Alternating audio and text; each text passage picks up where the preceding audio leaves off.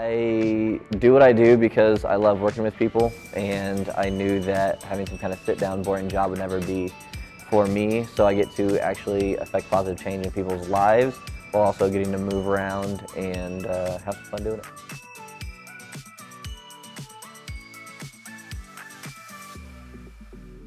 The biggest myth would be that we're a bunch of meathead bros who just like to pick stuff up and put it down. We do like to do that, but we do a whole lot more than that. And if you give us a chance, we can show you that.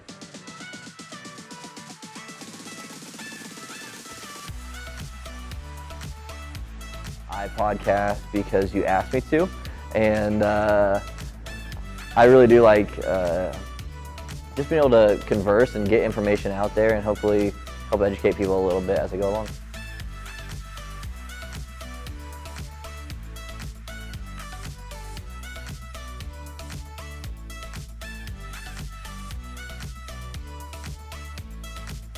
Take a chance and reach out and talk to somebody. We do this, or at least I do this for a reason, that's to be able to help. You're not alone in that. It's too frequent of a story that we hear. But yeah, if you take a chance and actually reach out to somebody who does this for a living, I think we could help you feel the exact opposite of that.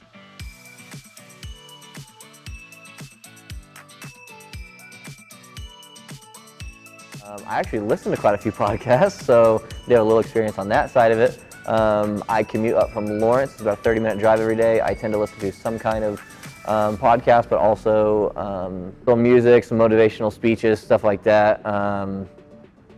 And then I like to do like progress on myself, kind of take some time to self-reflect, things like that.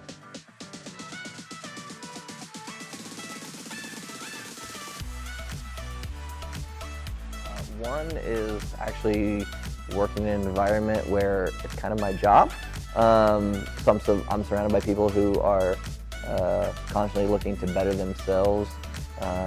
We do a lot on education, so I get to learn more about how to better myself. That's something that's been pretty awesome for me at Lifetime these past 9 months or so.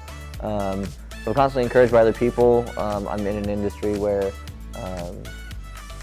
yeah, I'm just all around it all the time, so it's kind of just naturally a part of me. I can give a shout out to my wife, who pretty much meal preps for me all the time, so thanks for that, babe. So I don't have to really spend a lot of time on that because I'm out of the house a lot. And then, probably sounds a little unrelated, but I love being outside, being in nature, and it's a way for me to be active and just kind of ground myself a little bit.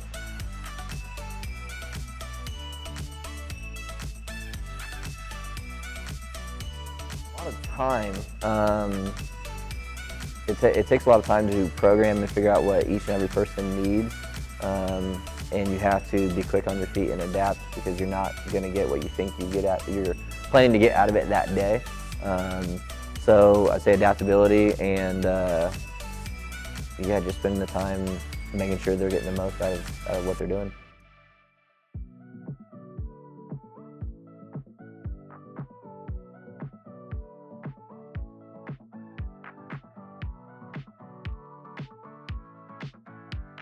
I can honestly say that one of the toughest things I had to do was leaving my last gym to come here. I agonized for months, and it's pretty clear how it's impacted me. I get to do stuff like this. I'm in what I consider the best gym in the Midwest.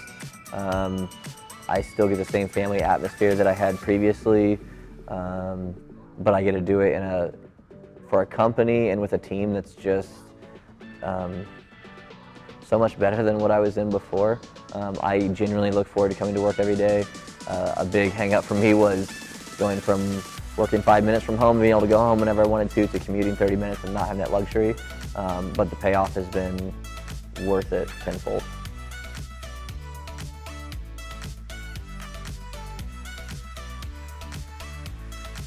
I would say being willing to accept your best and being okay with that.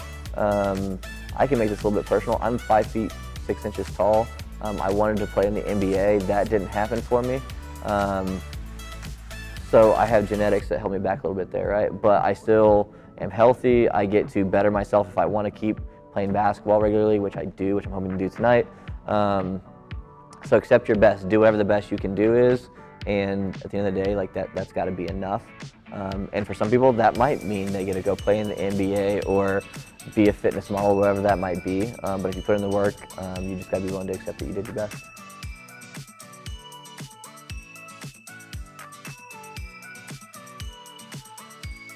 Somebody that changed lives. I mean, it sounds kind of cheesy, but I think I can already point to some people that I've done that with, who I think I've been able to have a pretty profound impact on them. But I would say that's also mutual.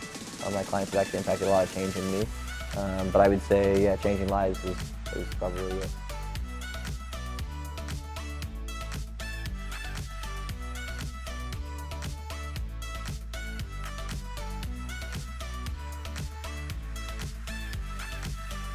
I'm going to give a little recency bias, and I'm going to put a little bit of somebody else's information out there. So I mentioned that I just had a client compete in an NPC show. She approached me, we had mutual friends that I had trained, and she approached me shortly after her brother committed suicide a couple of years ago. And she wanted to do something, I think just kind of direct her energy towards, but also just to feel like she just had a goal to accomplish and do something positive with her life. And so a lot of people see the Instagram pictures and the modeling stuff, and they're up there in a little tiny bikini and things like that. But for her, it's a lot bigger than that. And so, I mean, it was pretty recent after that happened that she approached me, and you know, we've become close friends, and she still trusts me to coach her through that. And so I would say her success is that, and frankly, she's not close to done with it. She really has a chance to get on the biggest stage if she keeps pushing for it.